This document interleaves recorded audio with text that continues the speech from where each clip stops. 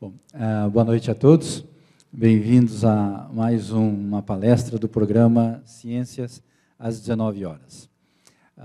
Vocês talvez já saibam, essas palestras são organizadas mensalmente, de março a junho, de agosto a novembro, às vezes dezembro, geralmente na terça-feira do mês, às 19 horas, aqui no auditório professor Sérgio Mascarenhas. Essa série de palestras que a gente realiza desde 2004, né? As palestras são gravadas e disponibilizadas no site do programa, que é www.ifisc.usp.br/ciência19h. Ou então, basta digitar Ciências 19 horas no Google e ele já direciona você diretamente para a nossa página. Lá você encontra a programação das palestras e você, na barra de menu, clicando em palestra, você entra na lista de palestras que foram realizadas até agora, são mais ou menos umas 100 palestras. Você clicando na palestra, você tem acesso ao vídeo, aos slides e a entrevista que o Rui geralmente faz com os palestrantes e tudo mais. As palestras também são transmitidas ao vivo pela TV por internet da USP, que é a IPTV USP. Inclusive, nós estamos transmitindo agora via IPTV. E as palestras também são retransmitidas pelo canal local da NET, o canal 10, né, que é a equipe do Brás que faz essa transmissão pelo canal 10, inclusive por demanda, né. E eu gostaria de enfatizar que esse programa, que já está completando quase 11 anos, existe graças ao apoio que a gente tem recebido ao longo de todos esses anos do próprio Instituto de Física de São Carlos, na verdade pela diretoria. Atualmente o diretor é o professor Tito Bonacamba. Então, o apoio da diretoria tem sido muito importante para a manutenção desse programa, mas nós temos também apoios de outros programas, como o CEPOF, o Centro em Pesquisa de Ótica Fotônica, coordenado pelo professor Vanderlei Banhato, que desde o início tem apoiado a gente. O Instituto Nacional de Eletrônica Orgânica, coordenado pelo professor Roberto Faria. Esses dois projetos são baseados aqui no Instituto. E, a partir desse mês, nós temos duas novas fontes de apoio, que são outros dois CEPIDs da FAPESP. É o CERTEV, que é o Center for Research in Technology and Education in Vitreous Materials, coordenado pelo professor Edgar Zanotto, da Universidade Federal de São Carlos. E também o CDMF, que é o Centro de Desenvolvimento de Materiais Funcionais, coordenado pelo professor Elzo Longo. Apesar de não ser baseado aqui no Instituto, esses dois CEPIDs têm professores que fazem parte dele e estão apoiando o programa Ciências às 19 horas. Além disso, a Pró-Reitoria de Cultura e Extensão da Universidade de São Paulo também tem apoiado o nosso programa, assim como o Instituto de Estudos Avançados da própria USP, em particular a seção São Carlos do IEA, do Instituto de Estudos Avançados. Nós também temos um apoio de divulgação, né, que é da EPTV, né, que é a retransmissora da Globo aqui em São Carlos, da Rádio UFSCar, né, e do Projeto Contribuinte da Cultura, coordenado pela Fátima Camargo, que tem dado um apoio também grande à divulgação das nossas palestras, né. Bom, e hoje nós estamos comemorando os 100 anos da Teoria da Relatividade Geral de Einstein, né. Aliás, esse ano nós teremos vários eventos celebrando isso. E como é um evento especial, então eu gostaria de convidar a professora Beth Hartmann para apresentar o nosso palestrante. Muito obrigado. Muito obrigada.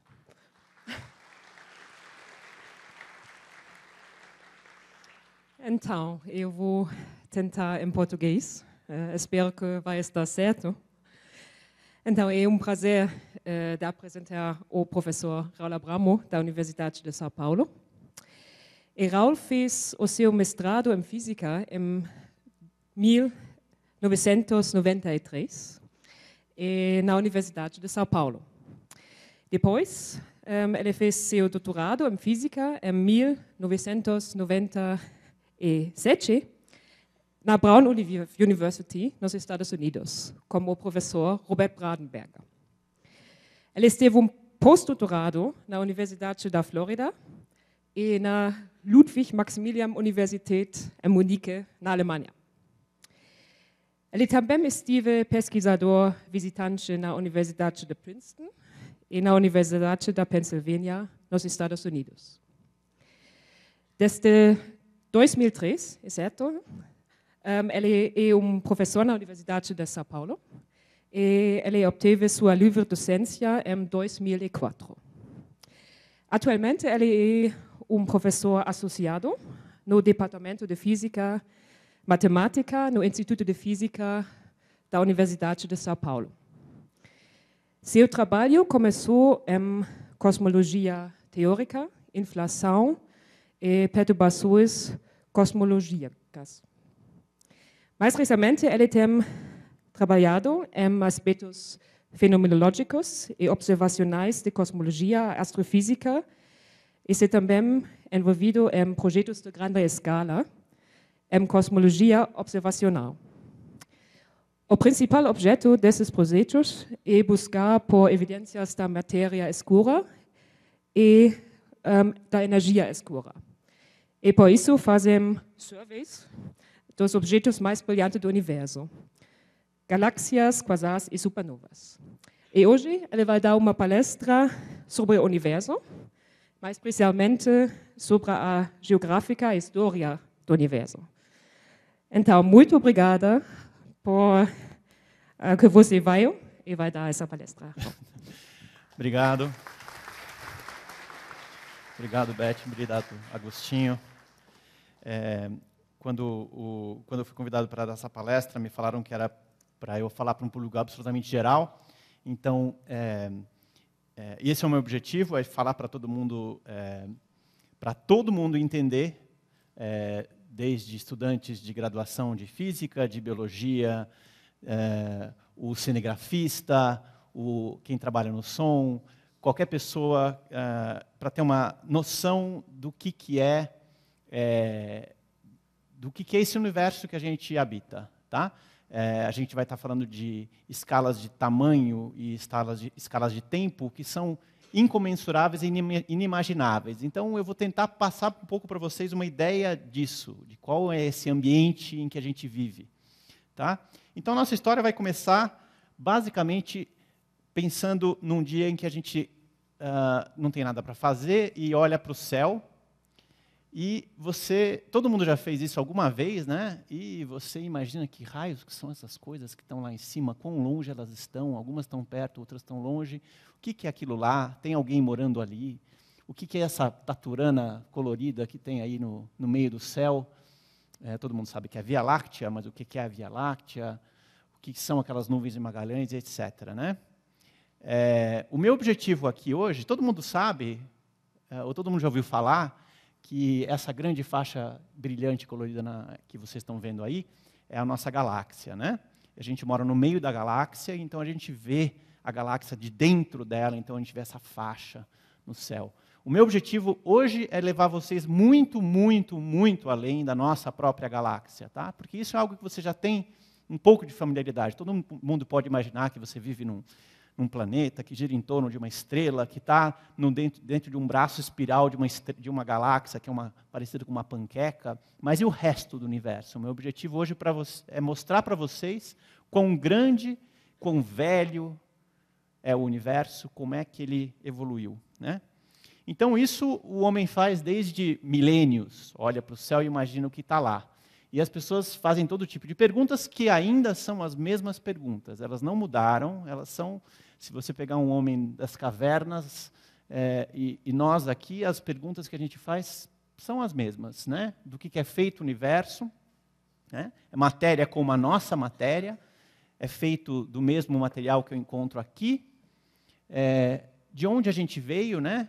É claro que essa pergunta você pode ir mais para trás, e mais para trás, e mais para trás, até onde você quiser parar. Para onde vamos, como funciona o universo e tal. Então, é evidente que eu não vou falar sobre tudo isso, porque eu só tenho 1 hora, né?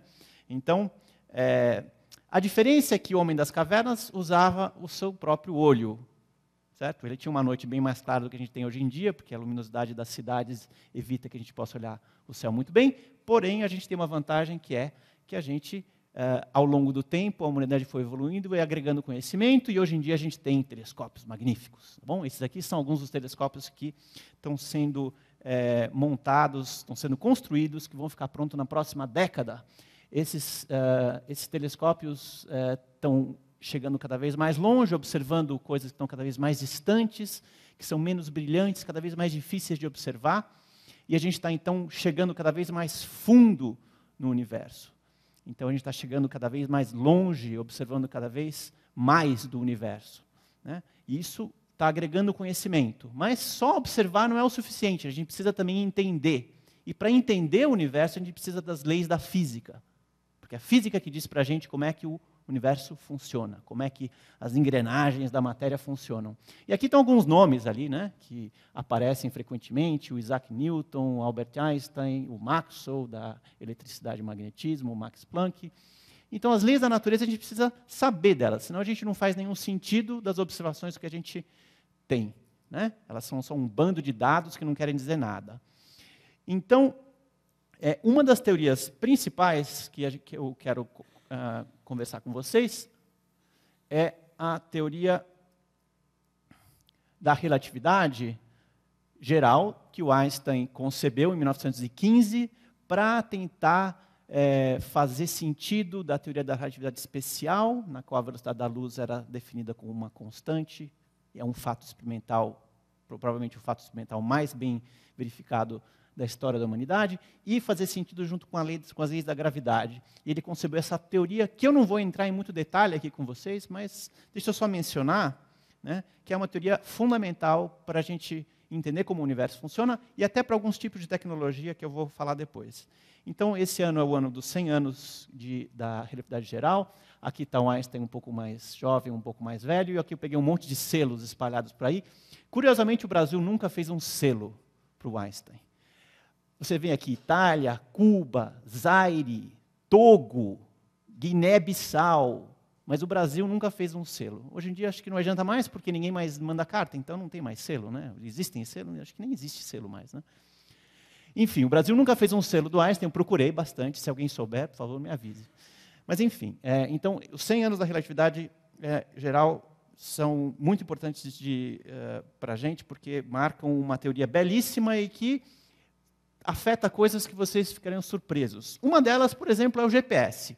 Se você quiser um dia chegar aqui, quiser botar no seu GPS, ou no caso eu que moro em São Paulo e não vivo sem o Waze, que é aquele negócio que faz você chegar, aquela GPS e mídia social que faz você chegar mais rápido nos lugares, isso não funcionaria se você não soubesse relatividade geral. Você teria erros da ordem de 10 metros na sua posição, 10 ou 15 metros, e você, sei lá, acabava atravessando uma rua em cima de uma linha de trem e morria atropelado por um trem ou coisa parecida. A relatividade geral entra até mesmo aqui. Mas ela, evidentemente, que ela funciona para muitas outras coisas, e é aí que mora o meu interesse. Ela explica desde objetos como buracos negros, pode até explicar curvaturas do espaço, do tempo, e buracos negros. Mas, principalmente, é o meu interesse aqui explicar para vocês como é que ela explica e como é que o cosmos, né, o comportamento do cosmos, nasce daí. Tá? Mas antes disso, então, a gente precisa saber o que é esse cosmos. Né? E eu falei para vocês que um dos meus objetivos aqui é fazer vocês apreciarem a vastidão. Vastidão é uma palavra que existe em português? Vastidão do cosmos. Tá bom? Vastidão em termos de espaço e de tempo, ambos. Tá? Então, para isso, a gente tem que começar a sair um pouco da realidade em que a gente está acostumado e se sente confortável. Para adquirir conhecimento, você precisa sair da sua zona de conforto. Certo? O conforto é inimigo do seu conhecimento. Você precisa se sentir desconfortável. Eu não entendo alguma coisa, e eu não gosto disso. Deixa eu tentar entender. Então, o que eu tenho aqui é uma régua, e todo mundo sabe como uma régua funciona. Você pega aqui, anda 1 centímetro, anda mais 1 centímetro, você tem 2 centímetros e assim por diante. Todo mundo sabe que você pode pegar uma régua, ou uma trena, ou até o odômetro do seu carro e ver quanto você andou numa certa direção. Tá certo? Mas o que eu quero fazer com vocês é usar uma régua um pouco diferente. Eu quero explorar o reino do muito pequeno e do muito grande. O muito pequeno não é muito o meu assunto aqui hoje, mas de qualquer maneira eu vou explorar só para vocês fazerem uma comparação entre a vastidão do espaço que separa a nossa realidade da realidade do micro e do macro. Tá? Então, para explorar esses reinos do micro e do macro, a gente tem que usar bastante a nossa imaginação, que é um outro nome para a matemática. A gente precisa, então, imaginar o seguinte. Imagina que, assim como eu ando numa régua normal, eu caminho uma certa unidade de comprimento a cada passo que eu dou, eu vou imaginar um outro tipo de régua que faz uma outra coisa. Imagina que você começa aqui na realidade que a gente está acostumado, da escala de 1 metro, que é o nosso tamanho aproximadamente. Só que imagina agora que, quando você dá um passo para a direita, você não chega em 2 metros, você chega em 10 metros. É como se você imaginasse que cada passo que você dá, você mesmo aumenta o seu tamanho por um fator de 10. Bom? Então, você passa de 1 metro para 10 metros. Mais um passo é mais um fator de 10.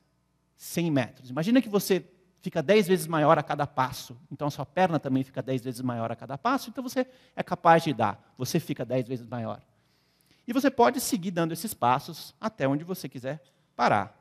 E você pode fazer isso tanto para frente e ficando maior, quanto você pode fazer também para trás e ficando menor. Dessa maneira, você pode imaginar que você está indo naquela direção, você está explorando o reino do muito grande, a cada passo são 10 vezes mais, e para aquele lado você está explorando o mundo do pequeno.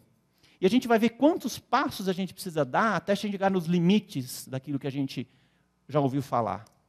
Tá bom? Então, se você vai andando para a esquerda, então você vai ficando 10 vezes menor a cada passo que você dá. Tá bom? Muito bem. Então, agora eu vou pegar e dar esses passos em 2 viagens. A primeira delas, eu vou viajar aqui para a escala do pequeno. Tá? Isso aqui é um filme feito em 1979, portanto, 46 anos atrás. Tá? É um filme muito famoso, muito legal, chamado Powers of 10, Potências de 10, porque afinal de contas é isso que a gente está fazendo, tá certo? E ele explora, eu vou pegar o pedaço dele que ele explora o reino do pequeno. Então você começa com um quadrado de 1 metro, e cada quadrado que ele vai seguindo aqui é um daqueles passos naquela direção, fator de 10 menor. Então isso aqui é 10 centímetros. O próximo é 1 centímetro. E assim você vai caminhando, partindo da nossa realidade, para uma realidade que agora você consegue ver com o olho humano, até mais ou menos esse limite, daqui para baixo. Né?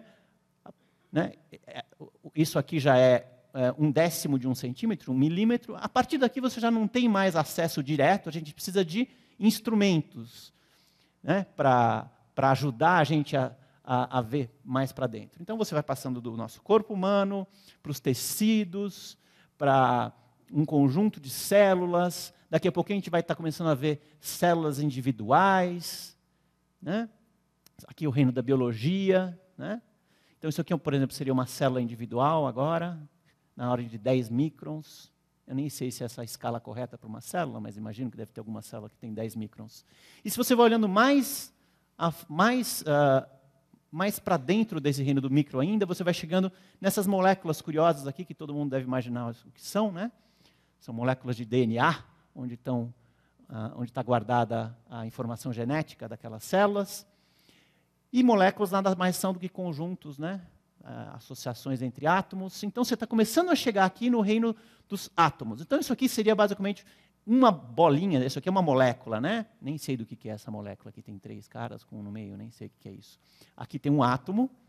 Então, isso aqui seria o tamanho de um átomo, 10 ângulos. Você deu 9 passos naquela direção. 10 vezes menor, 9 vezes. Você passa nesse átomo, o átomo é feito de uma nuvem de elétrons, e lá no meio, muito, muito, muito pequeno, 3 passos para dentro, é o núcleo atômico onde toda a massa do átomo está concentrada. Bom, muito bem. Aqui vai terminar a minha viagem para dentro, e isso eu acho que todo mundo já fez já tem uma ideia do que é isso, tá certo? Então o meu objetivo aqui é mostrar para vocês como é que a gente chegou aqui no final da história, no núcleo atômico. Acho que todo mundo aqui, muitas pessoas já ouviram falar no núcleo atômico, é feito de prótons e nêutrons, e toda a massa do átomo está ali dentro, tá? Quase toda, 99,9% da massa do átomo. Muito bem, a gente deu 13 passos naquela direção para chegar nessa realidade totalmente não familiar, mas que vocês já ouviram falar. Agora o que eu vou fazer com vocês é ir no sentido contrário. Eu vou partir de uma realidade conhecida, e aqui é um outro filme que vocês podem encontrar no YouTube, ou na internet, ou baixar, ou piratear, o que vocês quiserem, que está aqui, é narrado pelo Morgan Freeman, então a voz é ótima, então a narração é muito melhor do que a minha, e começa aqui também numa coisa familiar. Então esses bambolês aqui têm 1 metro de raio, ou de diâmetro, eu acho que é diâmetro, tá bom? E esse círculo que essas pessoas têm aqui, então agora não são quadrados, são círculos, tem 10 vezes mais, um diâmetro 10 vezes maior. Então esse aqui tem um diâmetro de 10 metros, digamos, um raio de 10 metros. E agora a gente vai fazer a viagem naquela direção. Eu quero que vocês contem quantos passos a gente tem que dar na nossa régua da imaginação até chegar na escala em que a gente hoje em dia observa o universo. Então vamos lá. Esse filme vai um pouco longe, então tem que ter paciência. Então vamos aproveitando aí, porque a gente vai sair de uma coisa que é familiar para uma coisa cada vez menos familiar. Então isso aqui é 100 quilômetros, isso aqui seria... Não, desculpa, agora sim você tem 100 quilômetros aqui. Aqui agora você já está começando a ver que isso aqui é a Itália, né? Aquilo lá era a Veneza, isso aqui são 1000 quilômetros. E você vai sair do reino da Terra, agora você vai começar a entrar na escala do planeta, na escala do sistema solar e assim por diante. Então a gente vai esperar um pouquinho até chegar até lá. Tá? Então depois aqui da Terra você tem a órbita da Lua em torno da Terra. Ele não está mostrando a Lua para não poluir a visão. Daqui a pouquinho vai chegar o Sol aqui, as órbitas dos planetas. Né? Eu já até perdi a conta de quantos círculos se passaram. Né? Não, isso aqui é a Lua, perdão. Isso aqui é a Lua agora. Ah, está lá. Muito bem, isso aqui é o próximo círculo, que eu não sei quantos milhares de quilômetros são já. Agora a gente vai começar a ver as órbitas dos planetas aqui. Isso aqui é uma órbita. Evidentemente que ele não é que nem um avião que vai passando no céu que deixa o rastro, né? Mas aqui, só para ilustração, são as órbitas dos planetas e o Sol aqui na frente. E a gente está dando cada vez mais passos naquela direção. Até agora, isso aqui ainda é familiar, são os planetas todos, tá bom? Júpiter, Urano, Netuno, etc. Agora começa uma parte bastante vazia, que é o Sol lá longe e a gente esperando até chegar na estrela mais próxima. E a gente tem que andar muito até chegar na estrela mais próxima. A vastidão do espaço entre as estrelas é realmente imensa. Tem que andar muito até chegar. E lá, lembre-se, cada passo que a gente dá é um fator de 10 de distância que a gente está andando. Então, são sempre fatores de 10 que estão entrando aqui. Veja bem, agora aqui a gente está quase chegando na estrela mais próxima que passou ali. E você está começando a ver aqui, ó, uma estrutura que está começando a aparecer, ficando cada vez mais evidente, que é aquele monte de estrelas que faz a Via Láctea, a nossa galáxia. E a gente vai começar a chegar perto da Via Láctea, e tanto que aqui a nossa espaçonave está acelerando um pouquinho. Vocês estão vendo essa nuvem agora ficar cada vez mais. São milhões, bilhões de estrelas que tem na Via Láctea, e todas elas juntas formam essa espécie de poeira. Não é poeira, cada um desses, né, cada elemento dessa poeira aqui é uma estrela, tão grande quanto ou maior que o Sol. E agora aqui está a nossa galáxia, e a gente mora aqui no meio de um braço espiral dessa galáxia. Muito bem. Daqui para frente, eu, como cientista, a minha área de pesquisa, eu não estou nem aí porque é uma galáxia. Ela é muito pequenininha para mim. Não interessa uma galáxia individual. Ela é que nem... é mais um de um monte. Então, o que vocês vão começar a ver agora é uma galáxia, outra galáxia, outra galáxia. O universo é cheio de galáxias. Até onde a gente consegue enxergar, tem mais e mais e mais galáxias. Até onde a gente consegue observar, hoje em dia tem dezenas de bilhões de galáxias, mas certamente tem mais. Quando a gente construir os novos telescópios, vai ter mais galáxias ainda. Quando a gente observa muitas e muitas galáxias, a gente percebe que elas estão meio que concentradas em grupinhos, que nem se fossem pessoas, né, numa festa. Se aglomeram umas aqui, outras ali, elas têm uma certa coesão. Que coesão é essa? Quem é que faz essa coesão? É a força da gravidade.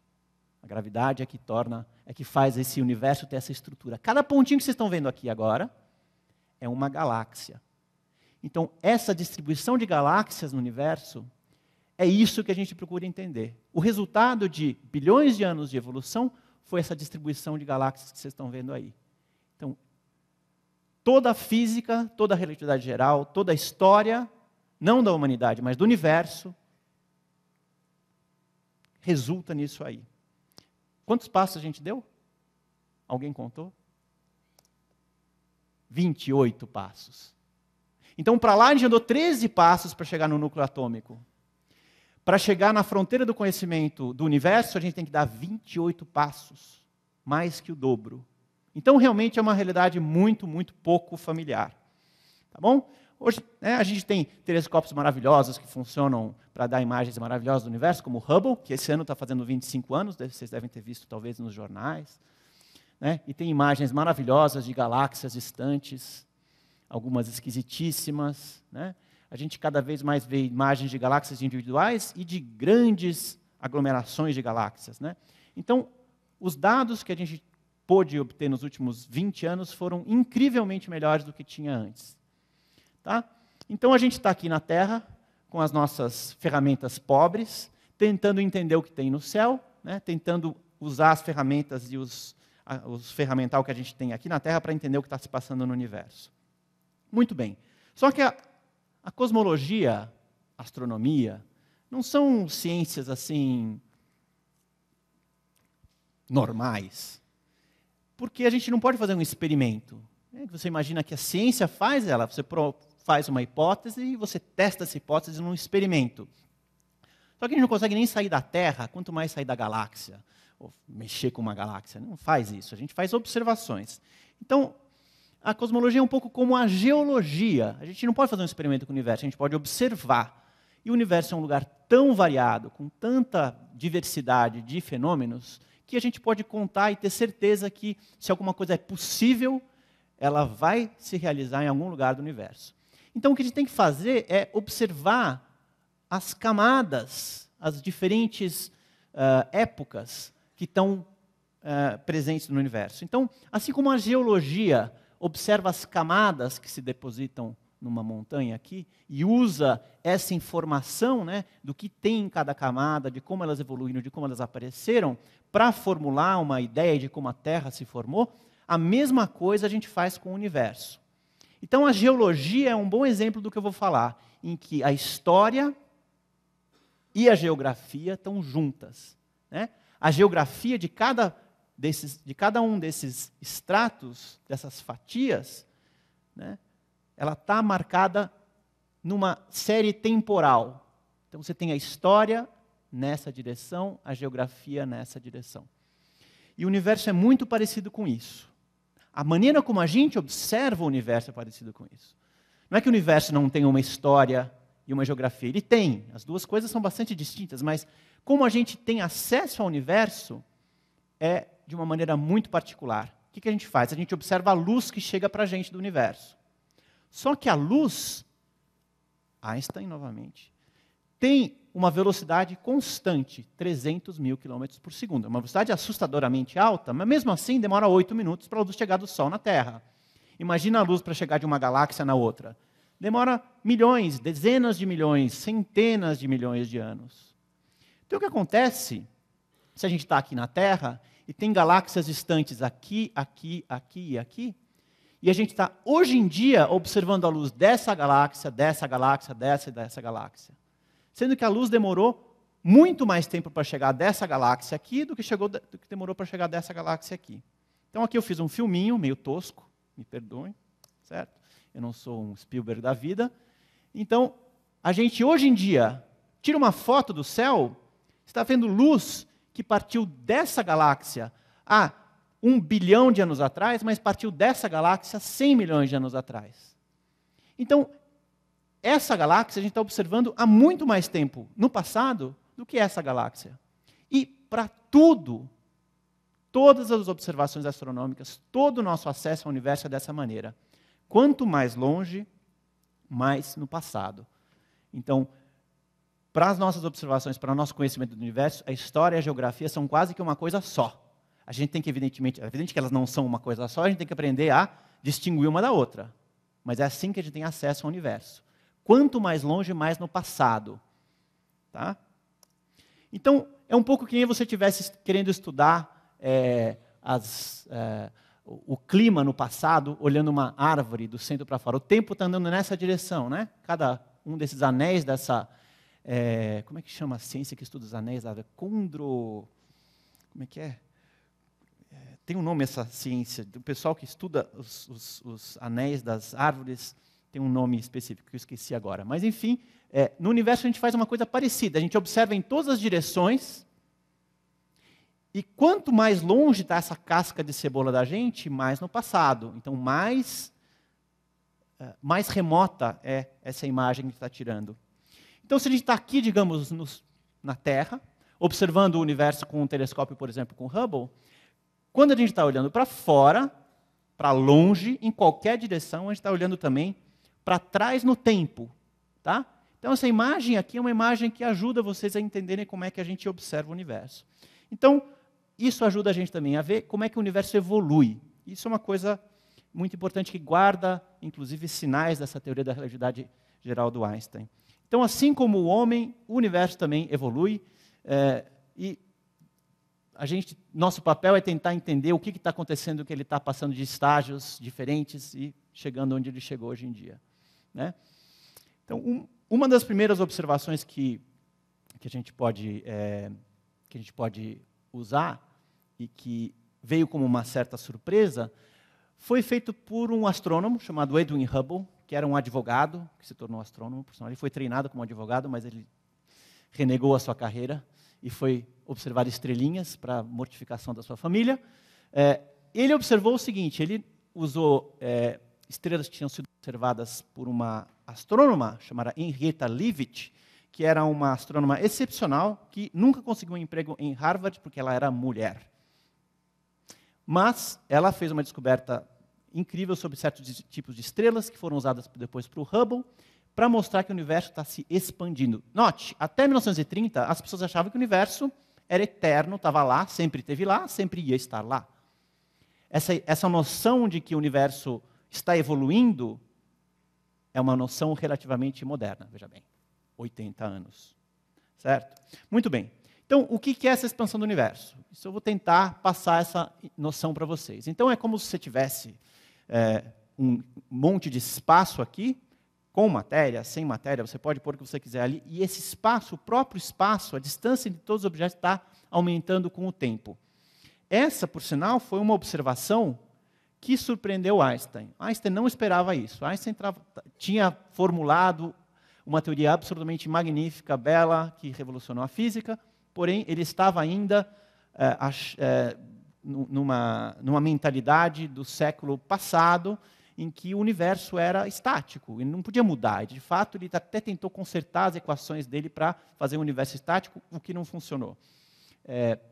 Mas assim que ele percebeu, assim que ele ouviu essa notícia de que esse astrônomo nos Estados Unidos tinha observado que o universo estava se expandindo, ele rapidamente reconheceu isso, percebeu que aquilo, de fato, era previsto pela teoria dele, e, evidentemente, que ele bateu na cabeça, porque ele podia, o Einstein, além de tudo que ele fez, ele podia ter previsto que o universo estava se expandindo. Podia facilmente.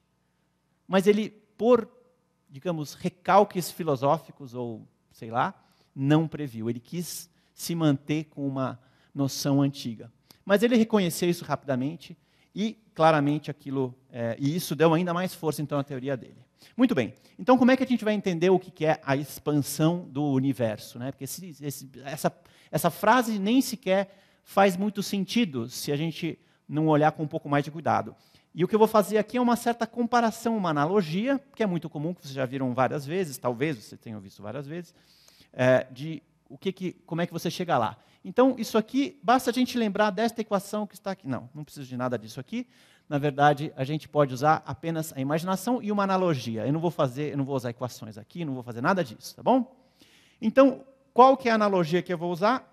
É o seguinte, você tem que imaginar que você é um ser em duas dimensões. Então, você não vê nem para cima nem para baixo, você só vê para frente, para trás, para a esquerda, para a direita, é como se fosse uma formiguinha que só olha nessa direção. Você pode virar para cá, virar para lá, mas você nunca pode olhar para cima nem para baixo. Não existe essa dimensão.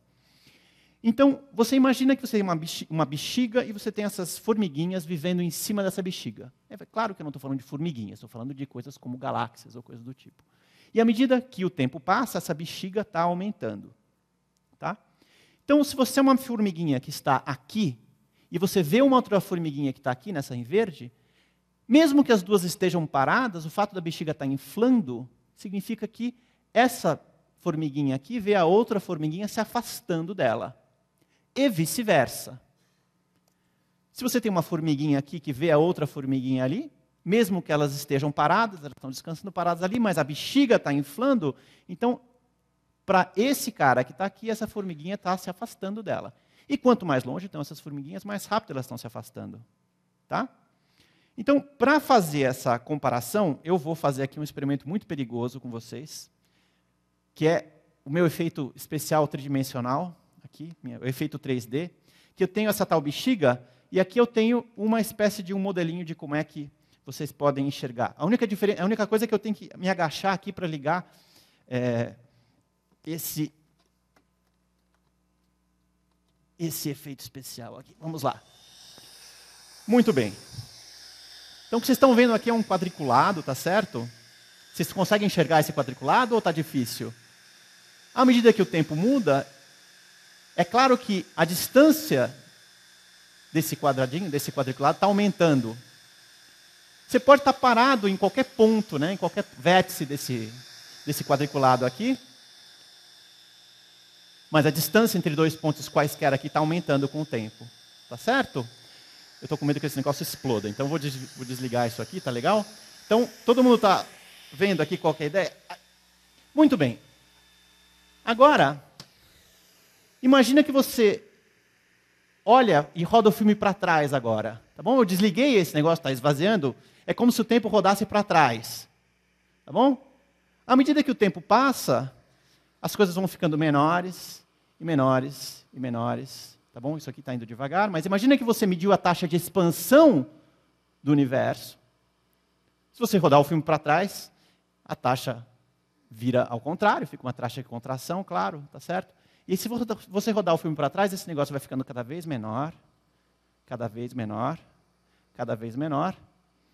E é claro que essa bexiga aqui tem um tamanho físico finito, então vai chegar uma hora que ela vai parar de desinflar, mas imagina que esse negócio vai ficando cada vez menor, menor, menor, menor, menor, menor.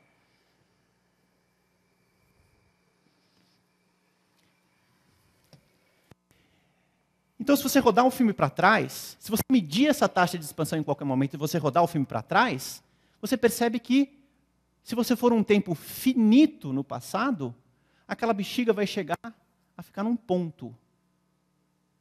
Como se fosse ficar num ponto, tá? E é como se o universo tivesse começado num certo instante. E a gente sabe hoje em dia que esse instante é 14 bilhões de anos atrás. Então, medir essa taxa de expansão é a mesma coisa que você medir a idade do universo. Então, veja bem, 14 bilhões de anos. A Terra só existe há 5 bilhões de anos. Tá?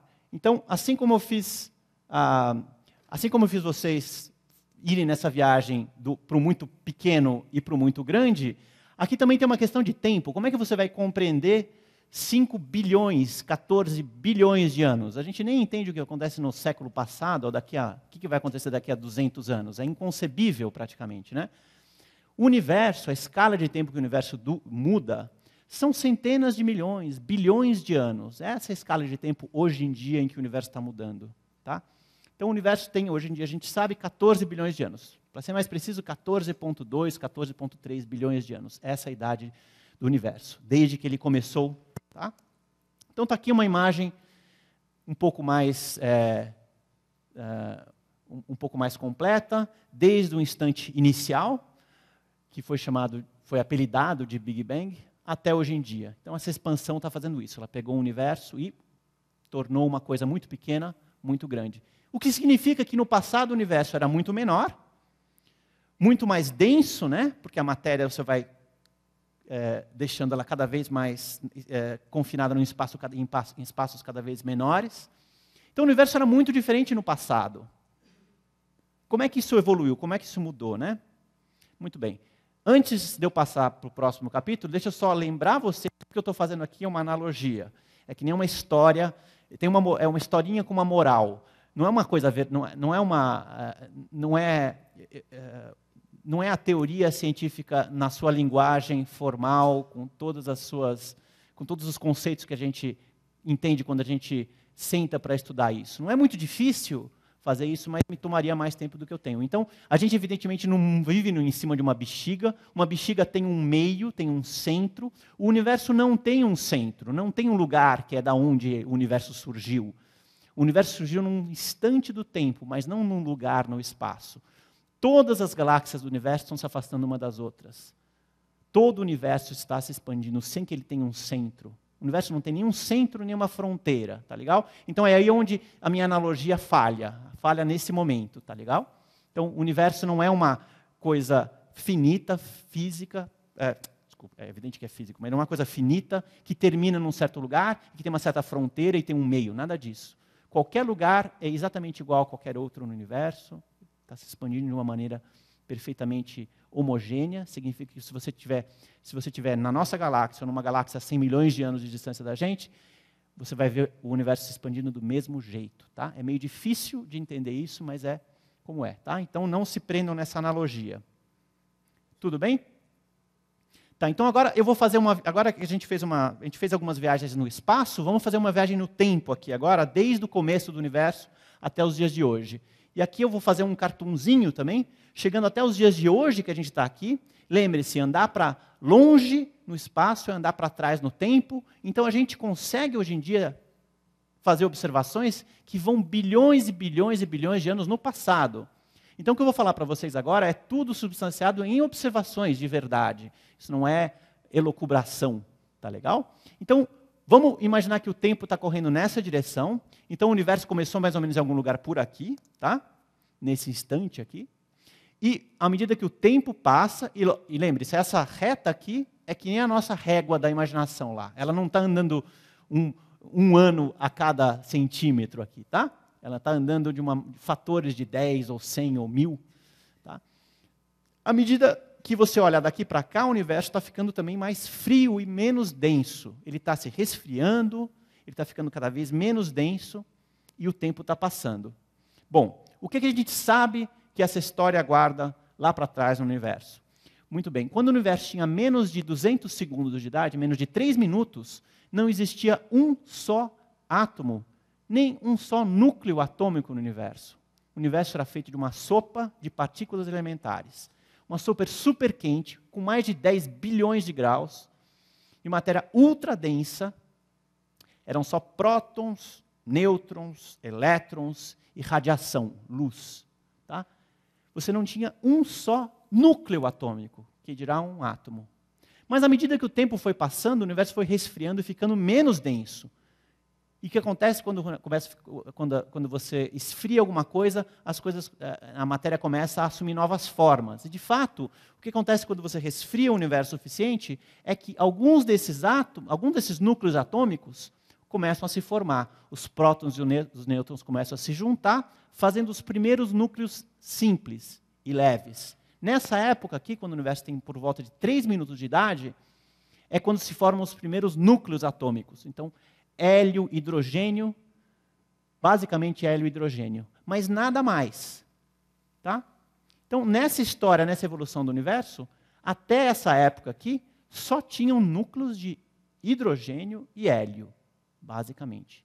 Carbono, nitrogênio, ferro, etc. Tudo que faz nós, o ser humano, a Terra, etc. É evidente que nós temos hélio hélio não, mas nitrogênio certamente, certo? Mas nada disso existia nessa época. E nada disso foi criado só pela expansão do universo. Então eu vou voltar a isso daqui a pouquinho.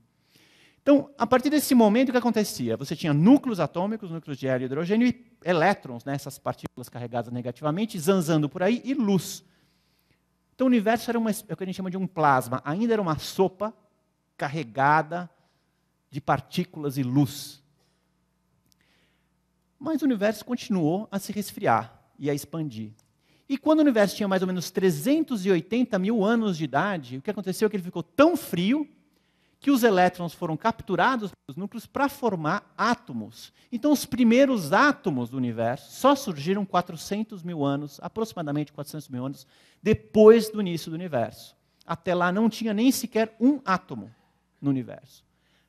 Bom, aconteceu uma coisa incrível nessa época. Quando o universo formou os primeiros átomos, ele automaticamente perdeu todas as partículas carregadas que tinham, os prótons livres, os núcleos de hidrogênio, os núcleos de hélio e os elétrons, todos eles se combinaram formando átomos. O universo ficou neutro. Ele também ficou transparente. Existia um monte de radiação disponível naquela época. Estava lá zanzando. O universo era muito quente. Era que nem você olhar para uma chama, né, incandescente. Mas imagina que você pega essa chama, você tira toda a matéria dela repentinamente, a luz, o que acontece? Ela simplesmente começa a caminhar em linha reta e nunca mais para. Então, nessa época, o que aconteceu foi que o universo tinha uma luz ali disponível, que estava batendo em todos os lugares, mas nesse momento aqui, essa luz desacoplou da matéria, ela soltou da matéria e começou a caminhar livremente no universo. Caminhou por 14 bilhões. Hoje em dia, a gente observa essa luz que veio dessa época, que quando o universo tinha uma fração infinitesimal da idade que ele tem hoje. Chama-se radiação cósmica de fundo. E ela dá uma espécie de foto de como o universo era naquela época. Tá? Tudo que vocês veem naquelas imagens do Hubble, daquelas galáxias bonitas, etc., se formou muito depois dessa época. Muito, muito, muito depois. Essas galáxias aqui todas têm vários bilhões de anos já. Tá? Muito bem. A gente observa essa radiação cósmica de fundo. Tem três satélites principais que observaram essa radiação cósmica de fundo. Há uns 30 anos atrás, o satélite COBE, depois, há uns 10 anos atrás, o satélite WMAP, que é um satélite americano, e mais recentemente um satélite europeu chamado Planck. Então, o que você faz é observar a radiação que calhou de estar indo na nossa direção quando o universo tinha 380 mil anos, vindo naquela direção, daquela direção, de todas as direções no céu, e você observa isso de todas essas direções, porque você tem um satélite, você pode olhar para todo lugar. E você faz um mapa, e esse aqui é o mapa que você tem. Isso aqui é uma espécie de foto do universo quando ele tinha só 380 mil anos de idade. Tá? Só um detalhe. Esse aspecto da foto aqui não tem nada a ver com o universo quando tinha 380 mil anos de idade. O que vocês acham que é essa grande taturana que está no meio desse céu aí? Quando a gente olha para o céu, tem uma grande estrutura luminosa na nossa frente, que é a nossa galáxia, a Via Láctea. Essa aqui é a Via Láctea. Tá bom? A Via Láctea, a gente não tem como sair dela. Antes pudesse ter uma nave que tirava a gente da Via Láctea, a gente ia no meio do espaço sideral, que não tinha nenhuma galáxia para encher o saco, e você observava, e você podia ver uma foto perfeitamente intocável. Tá bom? Mas não é o caso, a gente mora dentro da nossa galáxia, não tem como tirar. Então, isso aqui é uma espécie de foto do embrião do universo. Como o universo era bem no comecinho. Tá? Então, daí que veio tudo. Então, tudo que veio a partir dessas condições iniciais, desse embrião do universo, tudo que veio a partir daquilo, a gente tem que tentar descrever com as leis da física. Certo? E uma delas é a relatividade geral. E a gente está chegando cada vez mais perto de conseguir fazer isso. De fato, começando com esse embrião aqui, com essa condição inicial, com esse estado inicial do universo, a gente consegue prever hoje em dia uma distribuição de matéria e de galáxias no universo que é muito parecida com a que a gente observa. Então, o que eu vou mostrar para vocês agora é um filminho muito bonito, feito por esse pessoal aqui, que é um time de hackers, digamos assim, programadores craques, que fazem simulações. Então, que nem você tem um videogame que simula você entrando num galpão e com uma metralhadora indo atrás das pessoas, aquilo é semi-realidade, tá certo? Mas se o cara não for um bom programador, você vai jogar uma pedra para cima, ela vai cair para cima, você vai tirar e a bala vai fazer assim, sei lá, né? Coisas malucas. Esse pessoal fez uma simulação de como é que o universo evoluiu desde aquele estágio inicial até o estágio de hoje. E as coisas são muito parecidas, de fato. Eu vou mostrar, então, esse filminho aqui para vocês. Notem que aqui está o tempo passando, desde o Big Bang, 0,7, 0,8 e assim por diante, bilhões de anos. Notem que isso é um filme, tá legal? É quando você está andando aqui em volta dessa coisa. Os pontinhos, cada pontinho que vocês estão vendo aqui é uma galáxia, tá? Cada pontinho aqui. Elas estão se movendo. O que está acontecendo? Você pode ver aqui que esses caras, por exemplo, estão caindo para cá. As coisas estão indo umas em direção às outras, né? Essa matéria, ela se atrai. Como ela se atrai? O que faz ela se atrair? A força da gravidade, descrita pela relatividade geral do Einstein. À medida que o tempo passa, um lugar que era mais denso vai atraindo cada vez mais matéria. Um lugar aqui que não tinha muito matéria, a matéria saiu para ir para um lugar onde tinha matéria, que foi atraída para lá. Então o universo, com o tempo, vai formando essa espécie de teia, né? Onde tem alguns pontos que têm muita densidade, outros que têm menos densidade. Essas explosões que vocês estão vendo aqui, a gente vai chegar nelas daqui a pouquinho, tá? Porque à medida que o tempo passa, você forma estrelas e forma galáxias, coisas explosivas podem começar a acontecer, e o que ele está mostrando aqui são essas coisas explosivas. São um processo que a gente chama de explosões de supernovas e quasares, tá? Então, esse mapa que vocês estão vendo agora, ele é muito, muito parecido com uma observação real do universo que a gente faz hoje em dia. Então, o ciclo está se fechando. Você consegue, ao mesmo tempo, dizer como é que o universo começou, como é que evoluiu, qual é o estado final dele, mapear essa história, essa geografia, com as leis da física que a gente conhece. E a relatividade geral do Einstein é a chave central dessa descrição. Tá legal? Muito bem. Só que a nossa história não terminou. Vocês lembram que eu falei que na evolução do universo a gente forma os primeiros átomos, certo? Mas esses primeiros átomos são só hidrogênio e hélio, basicamente. Porções muito pequenas de berílio e lítio, que são os outros dois elementos mais leves aqui, mas praticamente nada. Obviamente, esse não pode ser o final da história, porque nós estamos aqui. Carbono, nitrogênio, oxigênio, ferro, urânio, etc. Precisam ser formados de alguma maneira. Se não se formou no começo do universo, da onde que vêm esses elementos? Certo? Essa é uma questão básica, que foi, de fato, respondida há muito tempo atrás. Mas aqui está uma ideia do que está acontecendo. Você tem estrelas. Dentro das estrelas, você joga um monte de matéria, você junta os átomos, junta os núcleos, e você consegue formar dentro de uma estrela, que é uma grande fornalha, elementos mais e mais e mais pesados. Mas como é que você tira os elementos do centro de uma estrela e coloca eles no universo de volta? Para formar pessoas, por exemplo, certo? Nós não moramos dentro de uma estrela. Os elementos estão aqui na gente, eles chegaram aqui. Como é que eles chegam? Através de explosões. Estrelas podem explodir. Estrelas têm esse potencial. Se você alimentar suficientemente uma estrela, até que ela perde o controle de como ela está comendo, ela pode explodir, e quando ela explode, ela joga toda a matéria que tinha dentro dela no espaço sideral. Tá bom? Então, essas estrelas, tipicamente, estrelas que explodem são chamadas de supernovas.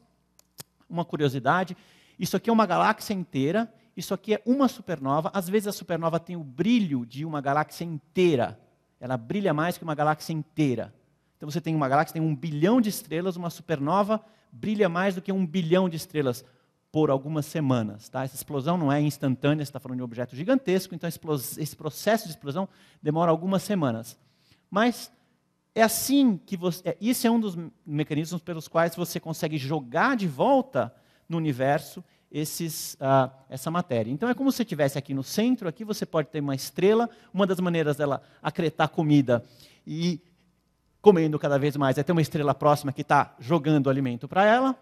Ela come, até que ela não se aguenta mais e, puf, explode. Então, eu digo não se aguenta mais, é uma afirmação, evidentemente, física.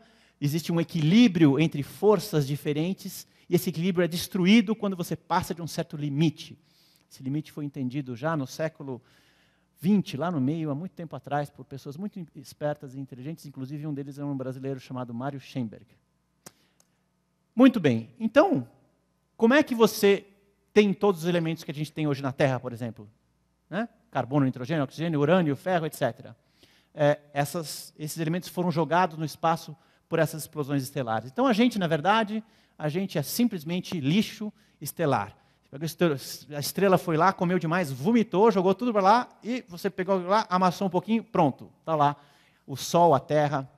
O Sol, provavelmente, a Terra, o sistema planetário aqui, são terceira geração, não é nem se reciclado uma vez, é reciclado 2 vezes, quem sabe até mais. Tá bom? Então, a gente participa ativamente desse processo de reciclagem. Muito bem, mas o que acontece agora, se você tem uma explosão tão grande, que você tem um monte de massa, num só ponto, né? O que pode acontecer, também uma previsão do Einstein, da teoria do Einstein, tá? É que se você tem uma estrela grande demais, você pode ter uma explosão, mas ao final da explosão você não consegue jogar toda a matéria para fora, existe uma implosão também, que joga todo um monte de matéria num ponto muito pequeno, num espaço muito pequeno, e quando isso acontece, um fenômeno absolutamente fantástico ocorre, que a matéria fica num espaço tão pequeno, ela fica tão densa e tão pesada, que a força da gravidade vence qualquer coisa. É impossível você escapar da força da gravidade que aquele objeto tem. Ele mesmo não consegue escapar e colapsa. E ninguém sabe até onde ele colapsa. Se termina num ponto, se termina onde. Esse é um problema em aberto da física. Ninguém sabe. Chama-se problema de singularidade. Mas não é disso que eu quero falar. Um buraco negro é um lugar onde essa matéria ficou tão densa, tão concentrada, que se você chegar perto demais do buraco negro, nada consegue escapar, nem sequer a luz. E a luz é a coisa mais rápida, mais leve que existe no universo. Se a luz não escapa, nada escapa. Tá bom? Então, o buraco negro é um lugar excelente para você se livrar das coisas inconvenientes desse mundo. Você joga as coisas lá, elas nunca mais vão voltar para cá e você não precisa mais ouvir falar delas. Você não precisa ligar o botão de mudo. Você simplesmente joga lá. Bom, buracos negros existem, de fato, ou é só uma invenção de um físico teórico obcecado com a sua teoria? Não, buracos negros existem, e eles estão bem mais perto do que você imagina. Não perto demais, não se preocupe, não precisa ir tirar o dinheiro do banco correndo, mas eles estão muito perto. Muito bem, como é que a gente sabe disso? Afinal de contas, um buraco negro é escuro, não emite luz. Ele só é conspícuo pela sua ausência, certo? Como é que você vê um buraco negro? Você não vê um buraco negro. Mas existem maneiras de você se aproximar desse problema de maneira esperta. Muito bem. Aqui, o que vocês têm é uma imagem de algumas estrelas no centro da nossa galáxia, da Via Láctea. Está ali na constelação de Sagitários, basicamente. Tá? O que vocês têm aqui são várias estrelas. E eu vou mostrar um filminho de décadas de observações do movimento dessas estrelas. E notem como elas vão estar todas circundando esse pontinho branco que está aqui. Que tem essa cruzinha branca aqui. Tá legal? Então vamos lá. Vamos começar a ver esse filme aqui. Vocês estão vendo aqui, tá? Então começa em 1995, essa campanha de seguir, e essas estrelas estão vindo aqui, olha. Então, basicamente, até aqui, bom, parou. Evidentemente, a gente não... Isso aqui é previsão daqui para frente, tá certo? As nossas observações são sobre 10 anos. O que vocês estão vendo aqui é se você pudesse rodar o filme mais para frente, tá bom? Evidentemente que você parou mais ou menos em... As observações que eu estou colocando aqui são até mais ou menos 2012, por aí, 2013, tá? Mas o que vocês estão vendo aqui são as órbitas medidas, acompanhando ao longo de anos e anos e anos o movimento dessas estrelas, ao redor desse meio aqui. Tá? Então, o que você pode inferir desse movimento? Veja bem, deixa eu rodar esse filminho de novo para vocês. Tá? Ops. Tá. Então, notem. Tem várias estrelas aqui, e tem um ponto que não tem nenhuma luminosidade aqui. E tem várias estrelas se movendo em torno desse ponto. Você pode ver que claramente tem alguma coisa que está atraindo essas estrelas que está ali. E assim como fez o Kepler ou o Newton, na verdade o Kepler não, mas o Newton sim. Você pode, se você souber a órbita dos planetas e você souber a lei da gravidade, você pode medir qual que é a massa do Sol. Tá bom? Isso é um exercício muito fácil de fazer, que você pode fazer no 2º grau. Mesma coisa aqui. Você mede a órbita de cada uma dessas estrelas aqui, e tem dezenas de estrelas, você consegue medir a massa do objeto que está ali no meio. E sabe qual é a massa desse objeto que está ali? Que não emite nada de luz. É 4 milhões de vezes a massa do Sol. 4 milhões de vezes. Tá? Então isso aqui foi medido com uma precisão altíssima. Na verdade é 4,1 vezes 10 a sexta massas do Sol. E não emite nada de luz. Muito bem. Você pode chamar do que você quiser este ponto escuro, que tem 4 milhões de massas do Sol e que não emite nada de luz. A maioria das pessoas vão dizer, bom, isso de fato parece ser um buraco negro. Então, a gente está aqui no Sol, aqui é o braço Sagitário, aqui está o centro da galáxia, tem um buraco negro que mora ali, que é basicamente inofensivo, tá legal? Ele não está engolindo nada, está parado lá, nós estamos parados aqui. Não sei, vai demorar dezenas de bilhões de anos para que a gente corra qualquer risco, então não precisa se preocupar. Tá legal? Então a gente está aqui há mais ou menos 30 mil anos-luz, estamos orbitando em torno da galáxia, não se preocupem, não é nenhum grande problema. Muito bem, o meu tempo está chegando perto do final, deixa eu só mencionar algumas coisas que são os grandes mistérios que estão por aí. Posso talvez ter passado a impressão de que está tudo resolvido, a gente entende tudo, está tudo ótimo, perfeito, a história do universo já é conhecida, a gente sabe desde o que acontece aqui até o que acontece mais longe, a geografia, a história está tudo dominado. Não é verdade. Muito pelo contrário. Muito bem. Recentemente, bom, não recentemente, mas há 70, 80 anos atrás, foi descoberto que toda vez que você olha para a massa de uma galáxia ou para um grupo de galáxias, a massa das estrelas e do gás e dos átomos que se observa é muito pequena comparada à massa daqueles objetos reais, que você consegue medir de várias maneiras. Então, desde 1930, basicamente, se conhece que existe um problema de um monte de matéria que é escura, que a gente não observa diretamente em forma de estrelas ou gás. Mas é pior do que isso. Recentemente, a gente também descobriu que o universo tem uma coisa chamada energia escura, que causa não só a expansão do universo, mas a expansão acelerada do universo. É como se aquela bexiga que eu mostrei para vocês aqui, não só se expandisse, mas se expandisse de uma maneira que é exponencial. O que é totalmente inesperado. E ninguém sabe o que é isso. Pior, a gente sabe que o universo, se você pegar toda a matéria e energia do universo, os átomos, né, aquilo que tem em planetas, em estrelas assim por diante, são 4% de tudo que está lá. Isso é toda uma outra história que eu não vou ter tempo de contar, tá? Então, se eu passei a imagem de que está tudo resolvido, é totalmente errado, tem tudo a ser descoberto ainda, a gente não conhece 96% do universo, tá bom? Não sabemos o que é, ninguém sabe, estamos totalmente perdidos, estamos construindo telescópios cada vez mais possantes para tentar descobrir o que é isso, mas nenhuma ideia genial até o momento. Então, a gente aqui, na verdade, nós é que somos os fantasmas do nosso universo, nós somos só 4%, 96% está ali e a gente não sabe o que é. Tá bom? Eu vou deixar isso mais ou menos em aberto. Ninguém sabe o que é. E ponto. Estamos tentando descobrir. Como? Entre outras coisas, com esses telescópios gigantes que tem aqui. Se você acha que isso é uma coisa legal, que é interessante, que é um grande mistério também, isso aqui é um telescópio que está começando a ser construído, o Brasil é parceiro desse telescópio, não só desse telescópio, mas outros como esse também. Se você quiser tentar descobrir o que tem, o que faz esse 96% desconhecido do cosmos, e quiser usar os melhores telescópios do mundo para fazer isso, você poderá fazer isso, tá bom? Basta querer, tá bom? Quem não quer, então, usar um brinquedinho desses? E é isso, vou terminar por aí. Obrigado.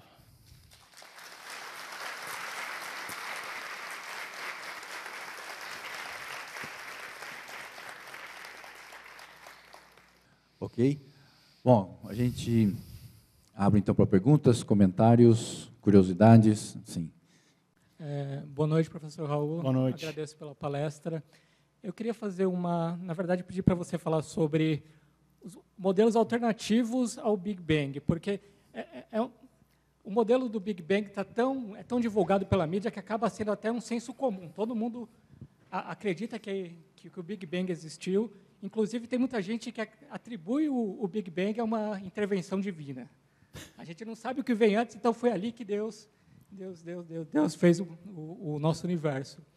Então, e quanto aos modelos, eu queria que você colocasse o Big Bang em frente a esses outros modelos, como o modelo do eterno retorno, do universo cíclico, entre outros. Eu queria que você posicionasse o modelo do Big Bang entre esses outros modelos. Tá, então vamos separar duas coisas, né? Uma delas é o universo, aquilo que a gente sabe bem, aquilo que a gente sabe pouco e aquilo que a gente não sabe nada, tá bom? Então, o universo, a partir do momento em que os primeiros núcleos atômicos foram criados, esse a gente conhece muito bem. O universo mais recente, quando começou a se acelerar, a expansão, a gente não conhece quase nada. Então, a gente sabe esse meio do campo, aqui a gente sabe, mas o comecinho lá para trás, a gente não sabe muito bem o que acontecia ali, tá bom? Por que o universo começou com aquela foto daquele embrião de universo que eu mostrei para vocês? Por que ele tinha aquela cara e não uma outra cara qualquer, né? Da onde é que veio isso? Então, existem teorias que explicam mais do que uma observação com um modelo simples.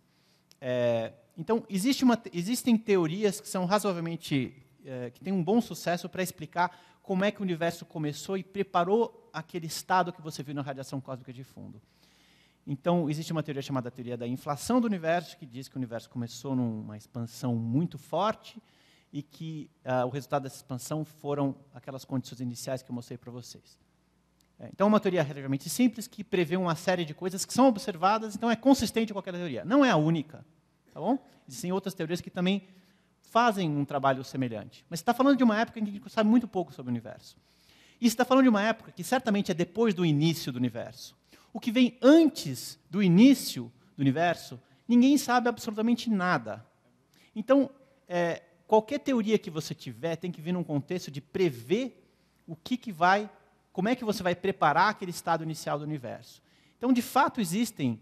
veja bem, quando eu falo de Big Bang, eu estou evitando o assunto. Eu estou só jogando, olha, começou ali alguma coisa e depois como é que aquilo evoluiu? Como é que essa evolução se deu? A gente entende bem essa evolução e a resposta é que entende razoavelmente bem, a não ser para a expansão acelerada do universo mais recente. Mas antes daquela época, olha, eu não sei, cara.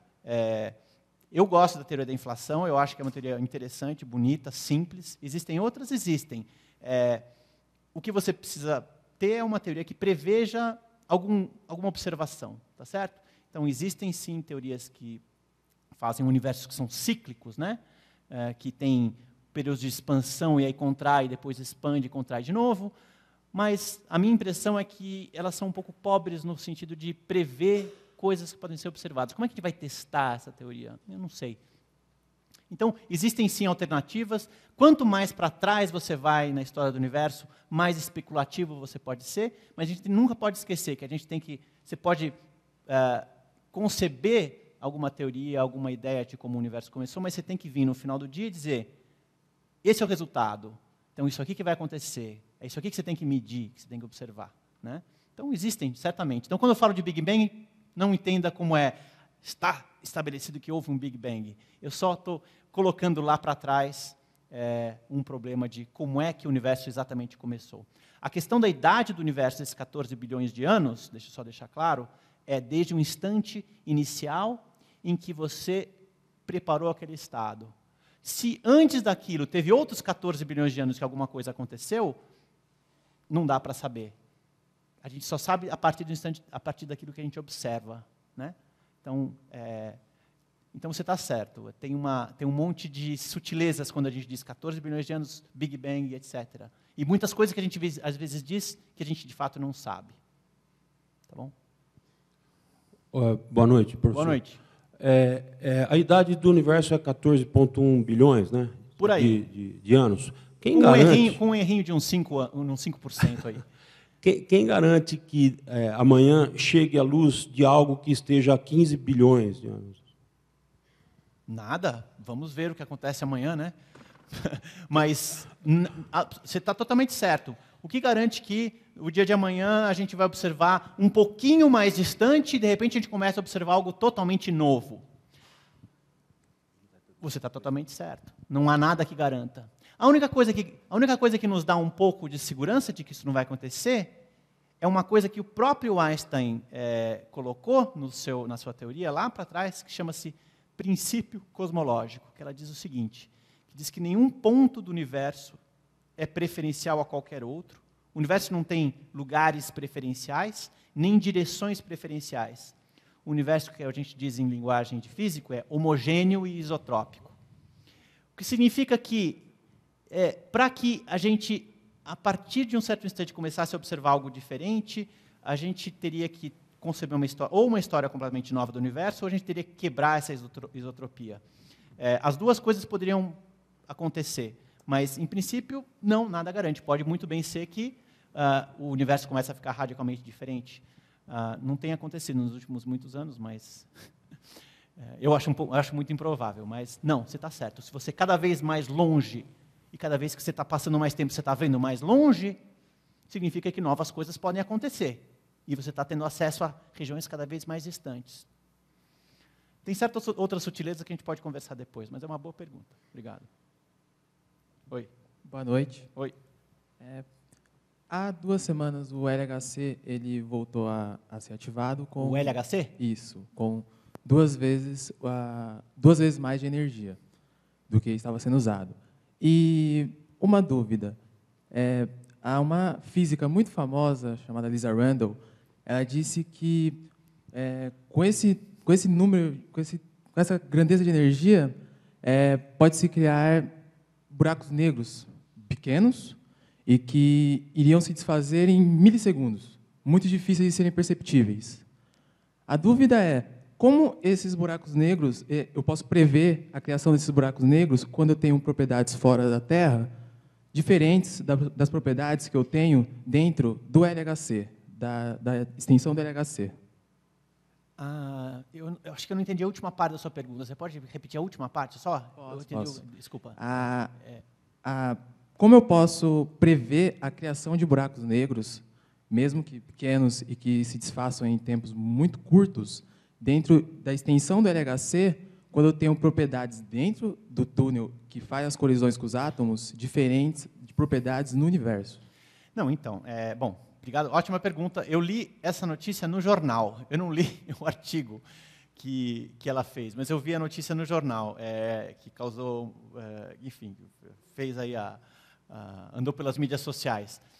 Veja bem, o que eu me lembro, o que eles estão propondo é que dentro de uma certa teoria um pouco mais exótica, isso poderia ser uma possibilidade, que não ia, veja bem, você ia criar um estado muito tênue, muito instável e rapidamente ia se decompor, né?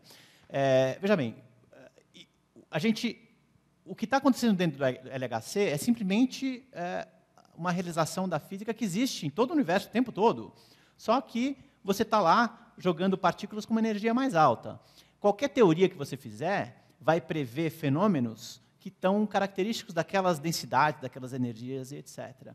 Então, não é impossível, absolutamente, você prever fenômenos que estão acontecendo dentro do túnel do LHC. Você precisa ter uma teoria que preveja aquilo. E tem teorias diferentes que fazem coisas diferentes. Então, o que ela estava fazendo era uma certa teoria, dentro do contexto daquela teoria, no túnel do LHC, aquilo ia funcionar. É perfeitamente razoável você fazer previsões com base numa teoria diferente. É claro que você tem que compreender que no feixe do LHC você vai estar falando de uma composição de certas partículas com certas energias, com certas quantidades de movimento, colidindo, etc. Mas isso tudo a gente consegue. A física faz isso, permite que a gente consiga descrever tanto o hidrogênio que tem aqui no nosso corpo, quanto o hidrogênio quando ele está dentro do Sol. Né? As condições são diferentes, mas a gente consegue prever o comportamento nessas duas circunstâncias diferentes. Daí para dizer que, de fato, você vai poder formar esses buracos negros, naquela teoria bastante exótica, aí é outra coisa. Né? Eles, inclusive, fazem previsões que, se decair de uma certa maneira, daquela maneira, você pode ter assinaturas desses buracos negros, né? Sinais mais diretos. Né? Mas é isso que a física faz, né? Ela permite que você calcule o que acontece em situações completamente diferentes das que você tem. Como é que a gente consegue descrever o que acontece no interior de uma estrela, se a gente nunca vai lá?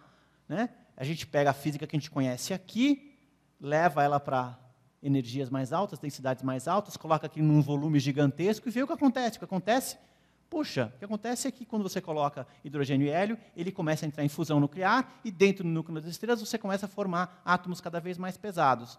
Você não sabe que isso é verdade, evidentemente, mas você verifica depois nas explosões de supernovas e outras estrelas que quando isso acontece, a composição química das estrelas tem isso. Quando você observa também a luz das estrelas, você vê essa composição química. Então, são só exemplos de que a gente consegue extrapolar essas coisas.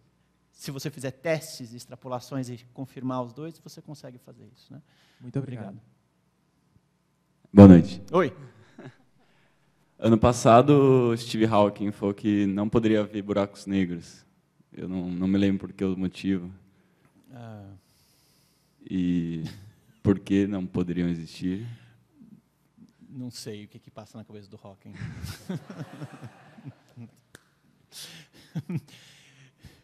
Eu não tenho como responder, não sei.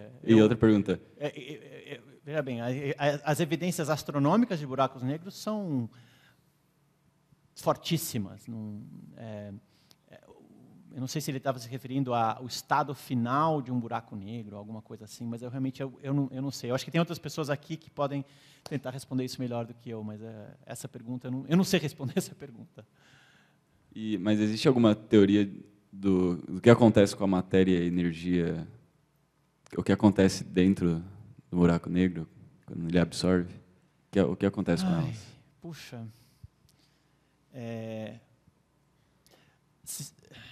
A teoria da relatividade geral diz que essa matéria vai ser concentrada cada vez mais, vai terminar num ponto, nessa singularidade. Aí existem outras teorias que dizem que essa singularidade não vai ter a singularidade, vai ter alguma outra coisa, vai ser diluída, vai acontecer isso, vai para uma outra dimensão. Como ninguém nunca viu dentro de um buraco negro, e nem vai ver tão cedo, eu acho, eu não sei como é que dá para checar essas coisas. E eu também não sei o contexto da afirmação do Hawking, então realmente eu não sinto muito, essa eu vou ficar te devendo. Oi. Boa noite. Boa noite. Eu vi que você fez um paralelo entre dimensões grandes e dimensões pequenas. Eu vi uma palestra sobre cordas e vi que um dos problemas de seguir com certas teorias é a falta de dados experimentais. Eu gostaria de saber, assim, você como pesquisador, você acha que o andar da astrofísica é muito devagar por causa da falta de dados experimentais ou que atualmente segue bem o ritmo? Não, a cosmologia astrofísica nunca andou tão rápido quanto nos últimos 10 anos e que vai andar mais rápido ainda nos próximos 10, 20 anos, porque justamente a nossa visão do universo é limitadíssima. A gente só começou a observar o universo em detalhe e em grandes escalas, a mapear o universo nos últimos 10 anos. Se eu mostrasse para vocês aquele filminho que eu mostrei aqui, há 15 anos atrás, ninguém ia ter a mais mínima ideia de que isso tinha qualquer coisa que ver com a realidade. Tá?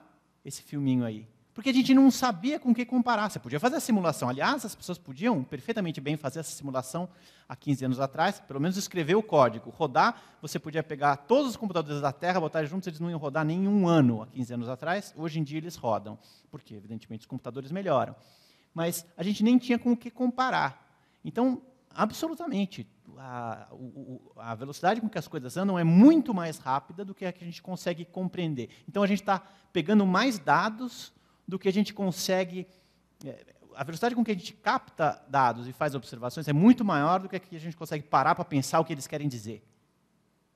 Um sinal disso é essa observação que eu toquei muito de leve aqui, de que o universo está se expandindo aceleradamente. Isso foi descoberto em 98, por um time de astrônomos que depois ganhou o prêmio Nobel há poucos anos atrás. 98, certo? São 15 anos atrás. 15, 16, 17. 16 anos atrás, certo? É muito pouco tempo. Então, essa velocidade dessas observações é absolutamente gigantesca. De fato, eu até saí um pouco da parte mais teórica, e a minha área de pesquisa agora é muito mais ligada com observações, porque é aí que o avanço está acontecendo. Parou de acontecer grandes avanços digamos, em teorias cada vez mais sofisticadas sobre essa expansão acelerada do universo. Isso não andou muito nos últimos anos. O que andou, o que melhorou terrivelmente, foram observações que confirmam esse tipo de coisa. Então, aí, na marca dessa evolução aqui, como essas coisas aconteceram, quão rápido essa estrutura do universo foi sendo formada, qual é a posição, velocidade e gravidade dessas galáxias que estão aqui, tudo isso guarda sinais da gravidade, da teoria da gravidade, da matéria escura, da energia escura, e a gente consegue extrair desses dados todos esses parâmetros. É disso. O jogo é esse aí. E isso vai ficar cada vez mais competitivo e dramático nos próximos 10 anos com esses grandes telescópios que estão sendo construídos. Deixa eu só dizer também que a tecnologia é totalmente crucial nessa história. Porque esses instrumentos são muito caros. Esses telescópios aqui que eu mostrei para vocês, né? Esses telescópios gigantes aqui, cada um deles, tá? Cada um desses telescópios custa $1 bilhão. Tá bom? Só que há 10 anos atrás eles iriam custar $10 bilhões. Porque toda a eletrônica, toda a tecnologia que vai em fazer o controle desses espelhos, etc., tudo isso é uma coisa que só recentemente as pessoas começaram a conseguir dominar. Tá? Então, o avanço tecnológico é chave nessa história. A gente consegue observar mais o universo porque a gente tem melhores câmeras, melhores telescópios, a gente tem acesso a telescópios no espaço, na Terra, nos comprimentos de onda óptico, né, na luz visível, no infravermelho, no raio-x e etc. Tudo isso vem de avanços tecnológicos. Então, o que está fazendo a cosmologia andar são avanços tecnológicos aqui na Terra. Por exemplo, chips de computador, sensores de luz, e coisas do tipo. Oi. Professor. Oi. Com esse universo em expansão e acelerado, fazendo uma extrapolação num futuro distante, um observador assim chegaria a um ponto em que o universo estaria na velocidade da luz e ele estaria num escuro absoluto. E, às vezes, também, se essa expansão continuar acelerando, seria tão forte que nem os átomos poderiam ser estáveis e separar os elétrons dos núcleos e... Tá. Seria essa a ideia? Então, muito bem. O modelo de aceleração do universo, que é mais consistente com os dados hoje em dia, prevê que o universo vai se expandir uma taxa acelerada, mais constante. Isso não vai causar nada dessa natureza. O que vai acontecer é que galáxias distantes vão se afastar cada vez mais, até que a nossa galáxia e um outro grupo de galáxias que estão próximas da gente vão todas ficar isoladas e as outras vão embora, vão ficando cada vez mais distantes, a luz delas vai ficando cada vez mais fraquinha e você vai perder de vista. Isso no intervalo de dezenas, centenas de bilhões de anos. Tá legal? Agora, você pode aí começar a brincar na margem. Um pouquinho menos de expansão, um pouquinho mais de expansão. Se você for um pouquinho mais para lá, e causar uma expansão acelerada, cada vez mais acelerada, aí pode acontecer o que você falou. Existem, de fato, modelos assim de um fim catastrófico do universo que começa a expandir cada vez mais rápido, que aí, eventualmente, um dia, até mesmo os átomos vão se dissociar.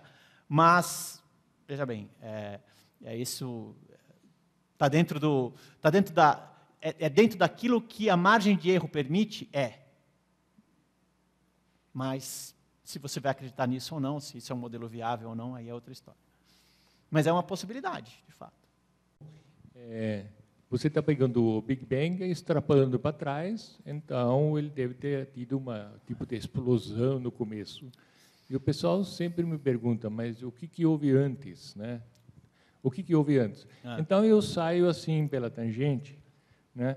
Porque acho que ninguém sabe, mas eu acho que 99% dos físicos diriam que você tem que introduzir mecânica quântica. E se você introduz mecânica quântica, chega uma hora em que o espaço desaparece, o tempo desaparece, tudo que nós temos aqui desaparece. E ninguém sabe absolutamente nada que possa existir aí na frente. Então, isso é apenas uma saída pela tangente. Mas o incógnito é infinitamente maior do que nós sabemos. Então, sim, você pode sair pela tangente. E eu estava saindo pela tangente, só simplesmente chamando de Big Bang e não entrando em detalhes sobre o que era. Mas, eu vou dizer qual que é o meu modelinho favorito sobre o universo primordial. Meu modelinho favorito chama-se universo estocástico e caótico, que é o seguinte, é um universo que basicamente começou de uma expansão que era praticamente exponencial e mais ou menos autossimilar com o tempo. É um modelo que, na verdade, basicamente surgiu do cara que inventou a inflação, que é o Alexei Starobinsky. E nesse modelo o universo é infinito, está constantemente em um estado de energia altíssima, de densidade altíssima, e de vez em quando uma bolha desse universo, uma flutuação, faz com que um pedaço desse universo saia desse estado que está em constante ebulição e uma bolha vai formar um mini-universo. Nesse modelo não há um Big Bang. Você vai para trás infinitamente, nunca. Você não tem. É aberto para o passado. Você tem um espaço-tempo. Você está se movimentando no espaço-tempo que não existe. Justamente, nesse modelo você não precisa ir para escalas de energia acima de grande unificação e de Planck. Você pode até ir em certos lugares, mas não é necessário, estritamente falando. É um modelo, enfim, é evidente, exige uma dose de fé, se você quiser. Mas é um modelo que eu acho interessante porque ele não evita essa questão. Ele diz, não, você vai ter um estado que, para o passado, ele é aberto. Você pode ir infinitamente para o passado. Mas certas bolhas se formam, e aí, o que é o Big Bang? É a formação de um chamado... Nós viveríamos numa espécie de pequena bolha, um mini-universo dentro desse universo maior, que é infinito no passado e no futuro. Mas ele tem um começo, o nosso universo tem um começo, mas ele nasceu de um outro que não tem um começo. Não tem nenhuma evidência observacional dele, mas é um modelinho muito, muito interessante. É o meu favorito por esse motivo. Oi. Eu queria saber a sua opinião sobre a existência de vida fora do nosso planeta. Qual que seria a sua opinião a respeito? Olha, francamente, eu não tenho opinião. Eu vou ser sincero. Eu não me preocupo muito com isso. Eu acho meio óbvio que tenha, mas também se tiver ou se não tiver, não me importa muito. Por enquanto, pode ser que eu mude de opinião amanhã, não sei. Mas eu acho que é uma quase certeza. O universo parece ser infinito. Até onde a gente olha, tem mais e mais galáxias. Existem só na parte do universo que a gente consegue observar, que certamente é uma fração minúscula do universo, ou infinitesimamente pequena do universo como um todo, tem bilhões e bilhões de estrelas, de galáxias, perdão, cada galáxia tem bilhões e bilhões de estrelas. Eu acho que é uma impossibilidade matemática dizer que... Agora, que a gente vai jamais saber que isso, factualmente, saber comprovar que tem, aí é outra história que esbarra em outras dificuldades, a principal delas é a velocidade da luz. A luz anda rápido para burro, mas não rápido o suficiente para você conseguir observar as coisas que estão muito distantes. Então, demora centenas de milhares de anos para a luz atravessar a Via Láctea, por exemplo. Então, se você quiser mandar uma mensagem para o outro lado, ali, para uma estrela mais próxima, demora dezenas, centenas, milhares de anos. Então, a comunicação é meio dificultada por esse problema. Agora, você tem satélites aí, telescópios, que já estão observando e detectando planetas que têm a composição química que a Terra tem, e o tamanho da Terra, né? Inclusive, tem um pessoal que diz que se você um dia detectar um planeta e você encontrar a assinatura molecular do ozônio, isso é sinal de vida. Há um argumento aí que não sei se é muito correto ou não, mas... E que isso é uma possibilidade perfeitamente boa. Agora, saber que tem ozônio lá e dizer que tem vida é uma outra história. E saber que tem vida e comprovar que tem vida e saber que tem alguma vida que parece com a gente, outras, realmente aí realmente está muito distante. Mas, de novo, eu Eu não me preocupo muito com isso. Eu não tenho uma opinião. Eu sou agnóstico a esse respeito. Eu queria saber, assim, da mesma forma como a teoria da relatividade ajudou o entendimento do universo como ele é agora, se tem alguma descoberta mais recente, alguma outra teoria que tenha elucidado mais alguns aspectos, assim, sei lá. Da relatividade geral ou da cosmologia? Não, por exemplo, uma coisa que muita gente ouviu falar foi sobre o bóson de Higgs. Ele ajudou alguma coisa em algum aspecto para o entendimento? Puxa, eu não sou a pessoa mais indicada para responder a sua pergunta, mas, de uma maneira muito geral, assim, olha, a descoberta do bóson de Higgs foi muito importante como para fechar toda uma área da física, que é o modelo padrão das partículas elementares, né? O bóson de Higgs explica por que as partículas têm massa, basicamente, porque os átomos têm massa, basicamente, que era um problema na teoria antiga, você não podia explicar aquilo direito. O professor Roland aqui pode explicar para você muito melhor do que eu. Mas, então, isso era um buraco que faltava observar, né? Então, ter feito essa confirmação foi muito importante. Consequências para a relatividade geral e para a cosmologia não tem basicamente nenhuma, porque o bóson de Higgs não entra em nenhum momento crítico dessa história toda. Ele não faz nenhum papel muito importante. É claro que a física é toda uma coisa só. Você não pode compartimentalizar, aqui tem a relatividade geral, aqui tem o modelo padrão, aqui tem a termodinâmica, etc. É tudo uma coisa só, e se uma coisa der errado, todo o resto dá errado. Por exemplo, então a física hoje em dia não é fechada. A mecânica quântica, por exemplo, não se casa e nunca vai casar com a relatividade geral. Alguma das duas está errada. Agora, o bóson de Higgs nessa história, francamente, eu não achei a menor graça na história. Eu falei, bom, tá lá, se tivesse, puxa, e daí? E se não tivesse também, puxa, e daí? Para mim, eu achei um pouco assim, anticlimático. Anticlimático é uma palavra que tem em português?